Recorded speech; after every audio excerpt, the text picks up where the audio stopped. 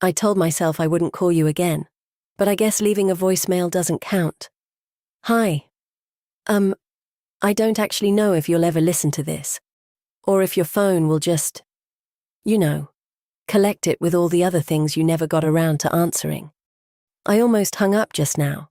I used to think your silence meant something. Not nothing. I mean, silence is never nothing, right? It's heavy. Heavier than words sometimes. And I carried it around like it was some kind of message I just hadn't decoded yet. Every pause between your replies. Every night my phone stayed dark. Every scene without an answer. I measured them, like they meant something, like if I stared at them long enough, I'd finally understand you. I remember waiting for your texts. I'd tell myself I wasn't waiting. I'd put my phone face down on the table, like that small act meant I wasn't waiting. Like I had control over it. But then 2 minutes later I'd flip it back over. Just to check, just in case. And I'd rehearse conversations in my head. You know, the ones where I was cool and calm and completely unbothered. Where I said things like, "Oh yeah, I've just been busy too." When really, I had been staring at 3 little dots on a screen for half an hour, waiting for you to finish typing, waiting for you to choose me, just once, without hesitation.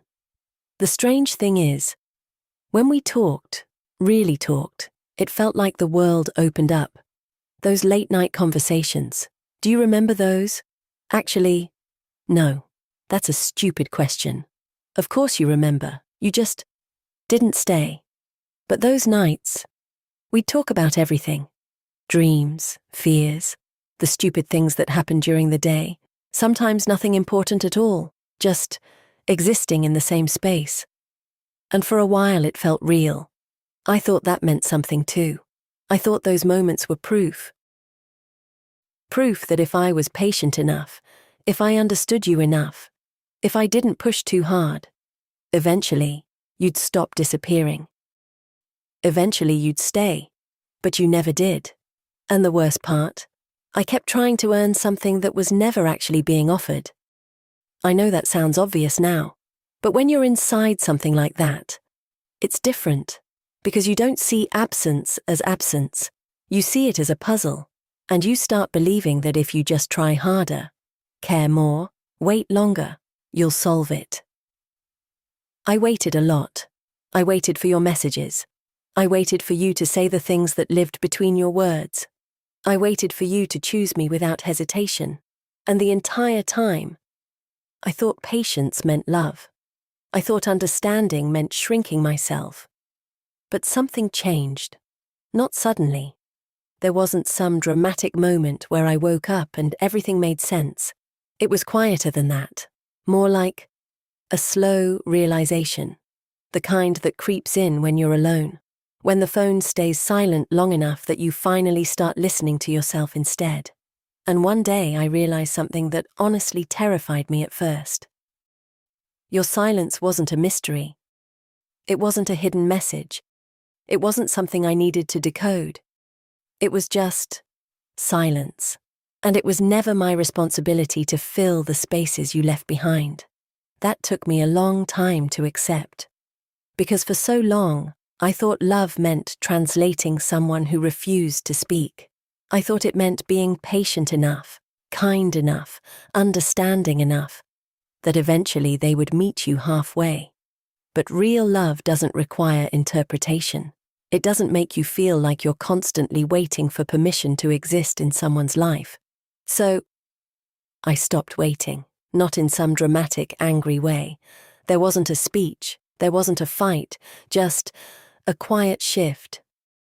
I started answering my own messages instead of waiting for yours. I started filling my evenings with things that didn't revolve around whether or not you might call.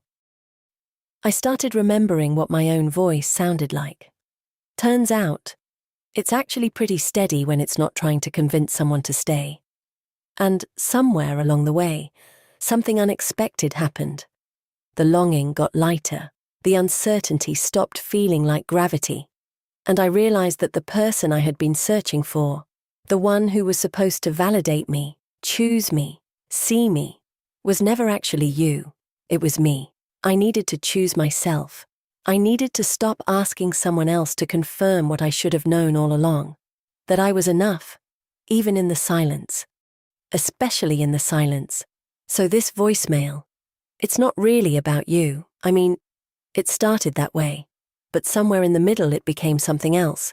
It became the sound of someone putting something down that they carried for far too long. I forgive you. Not because you asked, and not because you explained anything, but because holding on to confusion is exhausting. And I'm done carrying questions that never had answers. I forgive the absence. I forgive the uncertainty. I forgive the nights I spent wondering if I mattered, because the truth is, I do matter.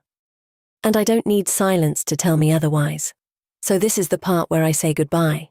And I want to be clear about something. This isn't the kind of goodbye that secretly hopes you'll call back. It's not a test. It's not an invitation. It's just closure. Simple. Real. You were someone I loved, or someone I almost loved, someone I believed in long after the evidence suggested I shouldn't. And that's okay, because loving deeply was never my mistake. Staying too long in uncertainty, maybe. But loving? No. That part of me is something I'm proud of now, but I'm not waiting anymore. Not for your messages, not for your explanations, not for the version of you I thought might eventually show up. I'm stepping out of the silence. And I'm taking my voice with me. So wherever you are, I hope you find whatever it is you're looking for. Truly. But you won't find me waiting when you get there. Because I finally understand something that took me far too long to learn. I am enough, exactly as I am, without the pauses, without the uncertainty, without the silence.